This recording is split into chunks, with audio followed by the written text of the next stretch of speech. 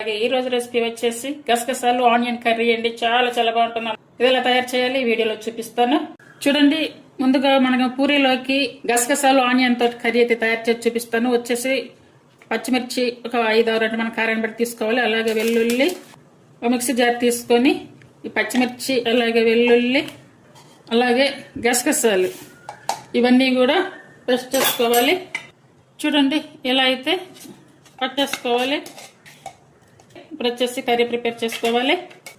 Onion గసగసాల curry తయారు చేయడానికి ముందుగా స్టవ్ వెలిగించుకున్న స్టవ్ మీద అయితే ఒక చిన్న కడాయి పెట్టేసుకొని అందులో 1.5 టేబుల్ స్పూన్ ఆయిల్ వేసాను. ఇప్పుడు వచ్చేసి కొంచెం ఆవాలు అలాగే జీరా, తాలింపులోనే 1 స్పూన్ వరకు పసుపు. చూడండి ఈ చిన్న ఆనియన్స్ వచ్చేసి ఒక 1/2 కప్ అయితే తీసుకున్నాను. అంటే ఇప్పుడు వచ్చేసి టేస్ట్ సరిపడా సాల్ట్ వేసుకోవాలి. ఇప్పుడు ముందుగా ఇవి పేస్ట్ చేసుకున్నాం కదా పచ్చిమిర్చి ఇవైతే ఇందులో వేసుకోవాలి. ఇదంతా కూడా బాగా కలుపుకోవాలి. ఈ పద్ధతిలో ఒకసారి తయారు చేయండి. పూరీలో కర్రీ చాలా బాగుంటుంది. అందరూ కూడా బాగా ఇంట్రెస్టింగ్గా తింటారు. టేస్ట్ కూడా చాలా చాలా బాగుంటుంది.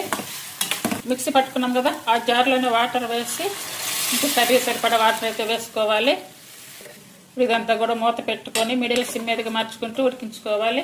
అన్నీ కూడా బాగా ఉడికాయి. ఇప్పుడు ఈ శనగపిండి ఉంది కదా, ఈ శనగపిండి వచ్చేసి 2 స్పూన్లు తీసుకొని ఇలా లిక్విడ్గా చేసుకోవాలి. అట్లా బాల్స్ అలాంటి ఏమీ లేవు ఉండకూడదు, అంటే ఉండలు కట్టకుండా చూసుకోవాలి.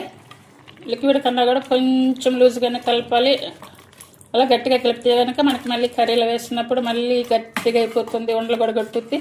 అలా కాకుండా ఇలా చేసేసుకోవాలి. ఇది వేసుకున్నాక మళ్ళీ వాటర్ ఒకటి వేసాను.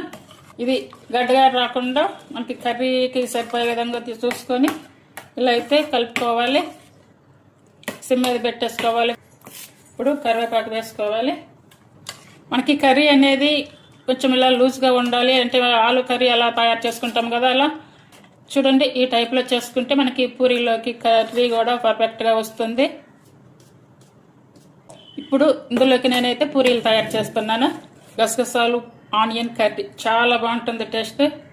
అంటే ఈ శనగపిండి వేసాక ఒక 5-6 నిమిషాలు ఉంచేసుకొని ఇలా ఉడికించుకొని మనకి కావాలనుకుంటే కొత్తిమీర వేసుకోవచ్చు, లేదనుకుంటే కనుక ఇలానే ఉంచేసుకోవచ్చు.